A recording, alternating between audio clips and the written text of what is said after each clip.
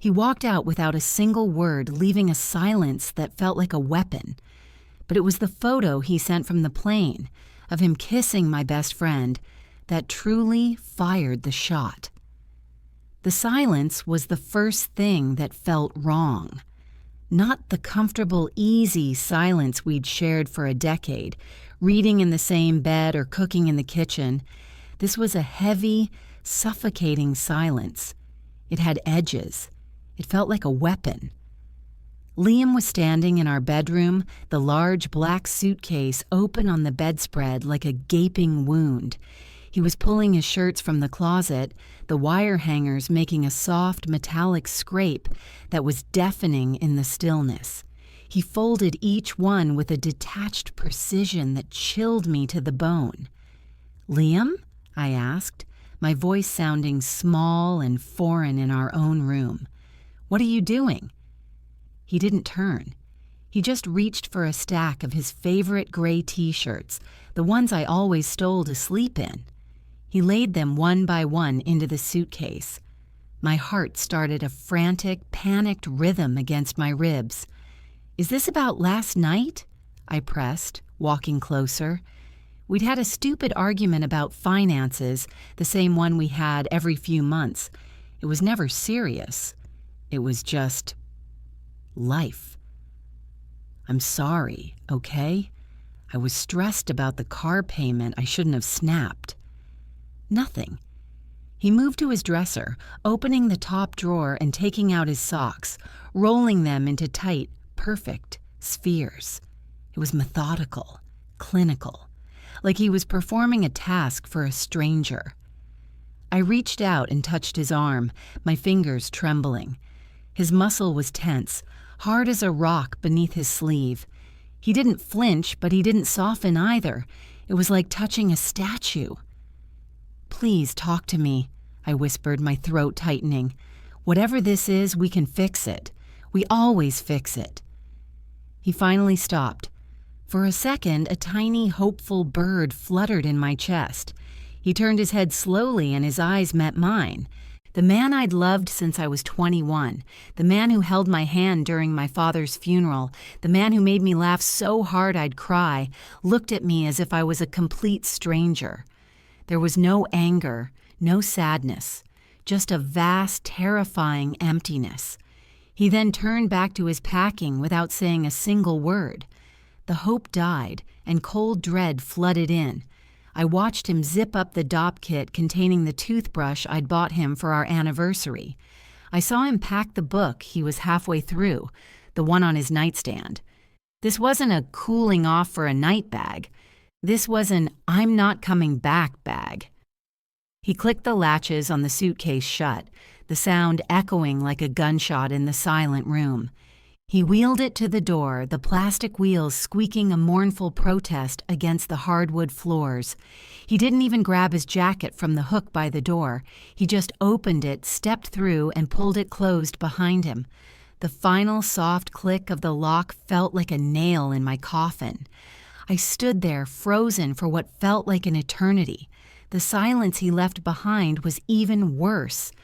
It was a void. I sank to the floor, my mind a blank, roaring mess. I couldn't process it. No fight, no explanation, no note, just gone. Maybe 20, 30 minutes passed. My phone, which had fallen from my pocket onto the rug, buzzed. My whole body seized with a desperate jolt of adrenaline. It was him. It had to be him. He was going to explain. He was going to say it was a horrible, stupid mistake. With fumbling hands, I unlocked the screen. A new message. From Liam. There were no words. Just an image attachment.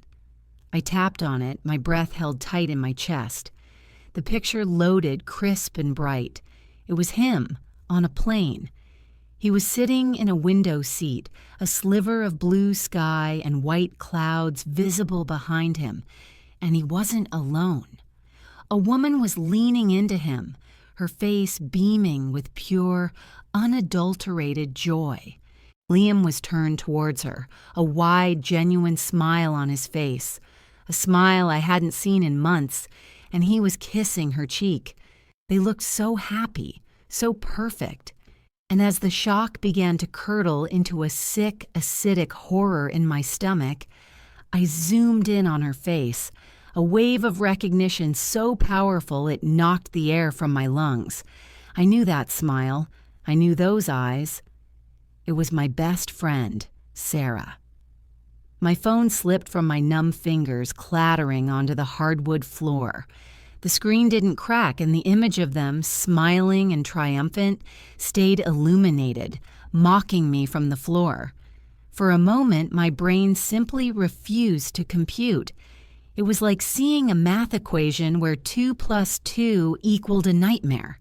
Liam and Sarah, my husband and my best friend, the two pillars of my entire adult life, crumbled into dust in a single photograph. I crawled over to the phone, my body feeling heavy and disconnected, and picked it up. I zoomed in again, my thumb shaking. Her hand was resting on his chest.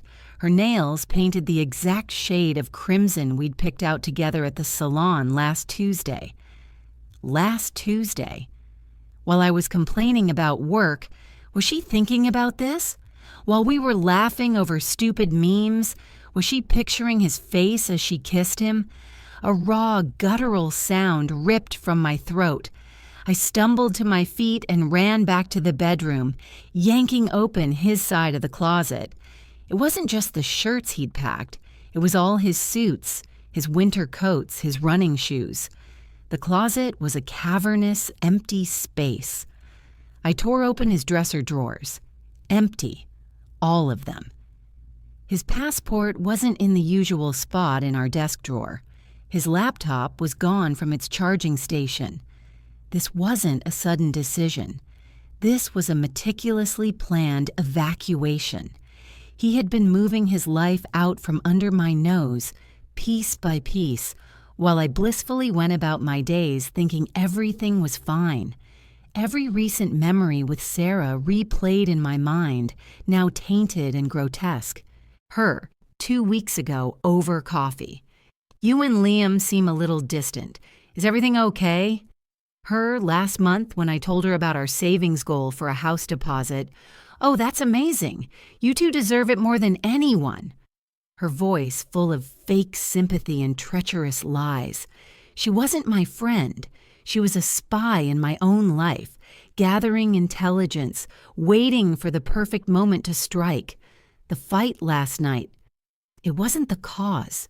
It was the excuse, the final green light he needed to execute their plan. My fingers, moving with a desperate, frantic energy of their own, dialed Sarah's number. It rang once, twice, then went to her bubbly, cheerful voicemail. Hey, it's Sarah. Leave a message and I'll get right back to you. Have a super day. I wanted to smash the phone against the wall. I tried Liam, straight to voicemail, not even a ring. Of course. The plane was probably in the air by now, whisking them away to their new life, funded by our old one. I sank onto the edge of our bed, the indentation where he used to sleep, feeling cold and alien. The weight of the silence, the emptiness of the closet, the treachery in that photo, it was all crushing me. And then I remembered the fight, the stupid, insignificant fight about money. I'd been worried about making a big payment for our future house, feeling the financial pressure. He'd been so dismissive, so cold. It will be handled, he'd said. A new kind of sickness, cold and oily, slithered up my spine. I grabbed my phone again, my hands slick with sweat, and opened our joint banking app. I navigated to the high-yield savings account, the one we called the Future Fund, the account where we had painstakingly saved for 5 years for a down payment on a small house just outside the city, an account that, as of yesterday morning, held over $70,000. My heart hammered against my ribs as the page loaded. I held my breath. The balance updated. $3.15. I stared, unblinking, at the number. $70,000 gone. I frantically scrolled down to the transaction history. There it was. A single wire transfer, executed at 8:15 this morning for the entire amount. He did it while I was in the shower, singing along to the radio, getting ready for a day I thought was just like any other. He was in the living room, stealing our entire future while I was washing my hair. The pain was so sharp, so absolute, it felt like a physical blow. Just as a sob finally broke free, a sob of pure, abject despair, my phone buzzed again with a new message. My blood ran cold. It wasn't from Liam. The name on the screen made my vision tunnel. It was Sarah. One single chilling sentence. By the way, we found the perfect little house in Lisbon. Your deposit really helped. That text message was a mistake, a fatal, arrogant mistake. They thought it would be the final twist of the knife, the thing that would leave me broken and sobbing on the floor for weeks. But as I stared at Sarah's words, something inside me shifted. The blinding pain, the suffocating grief. It didn't vanish, but it was suddenly eclipsed by something else. Rage. A rage so pure and cold, it felt like ice water being injected directly into my veins. They didn't just betray me. They mocked me. They thought I was weak. They were about to find out just how wrong they were. My mind, which had been a fog of shock and misery, suddenly became a razor-sharp instrument. I stood up, walked to the kitchen, and poured a glass of water, my hands perfectly steady. Liam was meticulous, a planner, but he had one flaw. He underestimated me. He always had. He saw me as the soft, emotional counterpart to his cold logic. He forgot that I was the one who managed our life, who remembered the details, who knew where every metaphorical body was buried. First, the money. I grabbed my phone and called the bank's fraud department. I didn't cry or scream. I spoke in a calm, level voice, explaining that a fraudulent wire transfer had been made from my joint account that morning. The agent started to give me the standard line about joint account holders having equal rights to the funds, but I cut him off. "There's more," I said, my voice like steel. "I have received a text message from the party who conspired with my husband to take the money, admitting that they have taken it for the express purpose of buying a house in a foreign country. It is a confession of theft." I read Sarah's text to him, word for word. There was a pause on the other end of the line, then the click of a keyboard. The agent's tone changed completely. He told me the transfer was still pending final clearance, a standard 24-hour hold for large international wires. He told me he was freezing the transfer and flagging the account for a full investigation, effective immediately. $70,000 snatched back from the brink. Next, Liam's career, his big project he'd been working on late at night for months, the one he was so secretive about. He told me it was a side hustle, a consulting gig. I'd found documents on our shared cloud drive a few weeks ago by accident. He'd named the folder Project Nightingale. I hadn't understood them then, but I knew they contained proprietary data models and client lists from the tech firm where he was a senior manager. He wasn't consulting. He was building a competing startup using stolen intellectual property.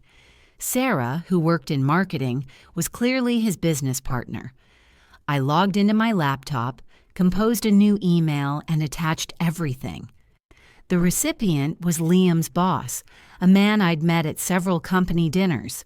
The subject line was simple: concerned about Liam. I wrote that I was worried Liam was in over his head, that I'd found these files and thought he should see them. I feigned ignorance, letting the documents speak for themselves. I hit send. His career, the one he'd built by stepping on others, would be incinerated by the time he landed. Finally, Sarah, the socialite, the woman whose entire identity was built on a carefully curated image of being the perfect friend, the perfect daughter, the perfect everything. I went to my phone's gallery.